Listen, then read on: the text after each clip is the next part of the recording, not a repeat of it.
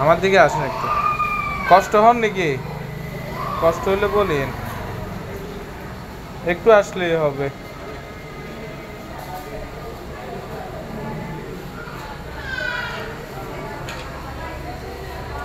ওকে। আসসালামু আলাইকুম, আমি doctor Sakib Ahmed, orthopaedics and trauma consultant হিসেবে 14 গ্রাম আলনোর ডায়াগনস্টিক সেন্টার এবং হসপিটালে প্রতি সোমবার এবং বৃহস্পতিবার সকাল 11টা থেকে দুপুর 2:30টা পর্যন্ত চেম্বার করতেছি। আজকে আমি আপনাদের আমার এক রুগী ভাইকে দেখাবো, যিনি তার ছোটোবেলা থেকেই পায়ের পঙ্গুত্ব নিয়ে জীবন কাটাচ্ছেন। তো আসলে তার এই পঙ্গুত্বটা তার ইনহেরিটেন্ট না, অর্থাৎ এটা তার জন্মগত না। সে 5 থেকে 6 বছর পর্যন্ত ভালোই ছিল, এর পরবর্তীতে আস্তে আস্তে তার এটা দেখা দেয়। তো চলুন আমরা তার মুখেই শুনি তার বিস্তারিত ঘটনা, যে তার আসলে কি ঘটনা ঘটেছিল। আসসালামু আলাইকুম রহমতুল্লাহ। আমার নাম হাবিবুর রহমান, গ্রাম দইয়ারা। বয়স কত? বয়স 48 বছর হয়ে গেছে। আচ্ছা, আলহামদুলিল্লাহ। এর প্রতিবন্ধীর কারণে আমি অসহায় হয়ে গেছি। যাক, ওর কারণে কোনো কিছু করতে পারে নাই, ঘুরে ঘুরে চলাফেরা করি। প্রথমে আপনার কি হয়েছিল ছোটবেলায় বলেন তো? 6 বছর বয়স থেকে আপনার এই সমস্যা? প্যারালাইসিস। আমার তো তখন ছোটো ছিলাম, আমার মা বাবা বলতে পারবো, আমি তো বলতে পারি না। কি লেখাপড়া করতে পারি না, স্কুল যেতে পারি না, স্কুল আসলে দূরই। আচ্ছা, আল্লাহ রকম ভাগ্যের কারণে। ওইভাবে দিলে তো আসবে না, আসবে। আচ্ছা, হ্যাঁ। আপনাকে ছোটবেলায় টিকা দিছিল? না, দেখা দেওয়া হয় নাই। পরে আস্তে আস্তে আপনি হাঁটতে তো পারতেন? না, হাঁটতে পারতাম না, আমার খেয়াল নাই, আমি মনে নাই মনে নাই। ফার্স্ট থেকে যে আমার মা বাবা বলতেছ তো আমি হাঁটতে পারি। 6 থেকে 6 বছর পর রানিংয়ে আমি আমার ভালো চলাফেরা করতাম। আর জ্বর হয়েছে, জ্বর থেকে টাইফয়েড, আল্লাহ রকম ফলির থেকে আল্লাহ রকম একটা উচলে দিয়ে মানে পায়ের মা মনে করছে টাইফয়েড থেকে আস্তে আস্তে পাটা এটা হয়ে গেছে। আপনি হাতে বা উপরের কোনো সমস্যা নেই? না, আল্লাহর মধ্যে কোনো সমস্যা নেই। হাত দিয়ে চলাফেরা করতে পারি। হাত না থাকলে তো চলাফেরা করতাম না। আল্লাহ লীলা খেলা। দেখি পা দুইটা একটু দেখান তো ভালো করি।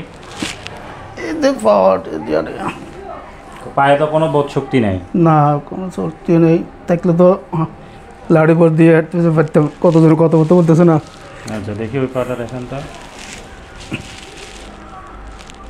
আসলে এগুলো তার যে বার্সা হয়ে গেছে, এগুলো আসলে তার মানে ডিফেন্স মেকানিজম অনুসারে। আচ্ছা, তো এখন আপনি কিভাবে চলেন এটা বলেন? এই তো ভাই, আমরাও তো সহজে নেই, রোডে ঘাটে চলাফেরা করি। অনেকরকম দিন চলতেছে, আল্লাহ বাদ খাওয়াইতেছে। দুইবা বিয়ে করছেন? ছেলে মেয়ে আছে? জি, আমি বিয়ে করছি। আমার 2 ছেলে। আপনাকে দুবা।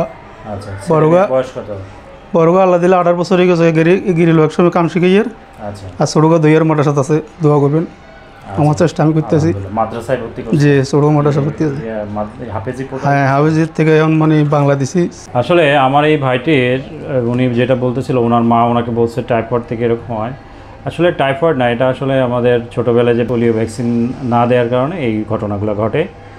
এই পোলিও ভাইরাসটা আমাদের নার্ভগুলোকে খেয়ে ফেলে। তো খেয়ে ফেলার দরুন পায়ের এই জায়গাগুলো, মাংসপেশিগুলো, নার্ভগুলো নষ্ট হয়ে যায়।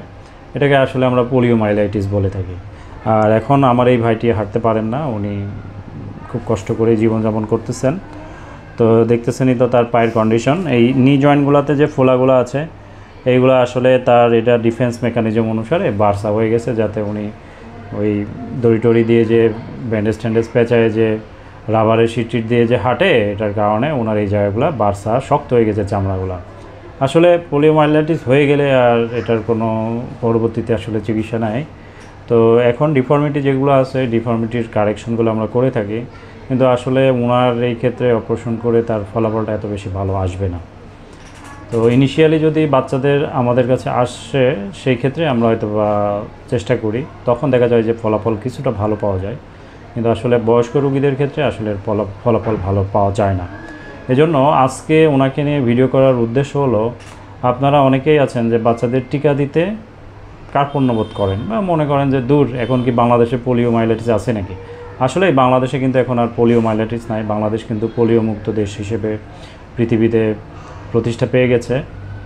তো আল্লাহর রসের সহমতে আমরা এই অর্জনটা করতে পারছি। কিন্তু তার অর্থ এই না যে আমাদের পোলিও হবে না, কেননা আমাদের পার্শ্ববর্তী দেশ ইন্ডিয়া এবং পাকিস্তানে কিন্তু এখনও পোলিওমাইলাইটিসের রুগী আছে। এই কারণে আমরা কিন্তু এখনও পোলিওমাইলাইটিসের টিকা বাচ্চাদেরকে খাওয়াই। তো আজকের ভিডিও করার উদ্দেশ্য একটাই, সেটা হলো যে আপনাদেরকে সচেতন করা, যাতে অবশ্যই আপনারা আপনাদের বাচ্চাদের সঠিক সময়ে টিকা দিবেন। আপনি সঠিক সময়ে টিকা দিলে আপনাদের বাচ্চাদের এই ধরনের দুর্ঘটনা থেকে রক্ষা পাবেন।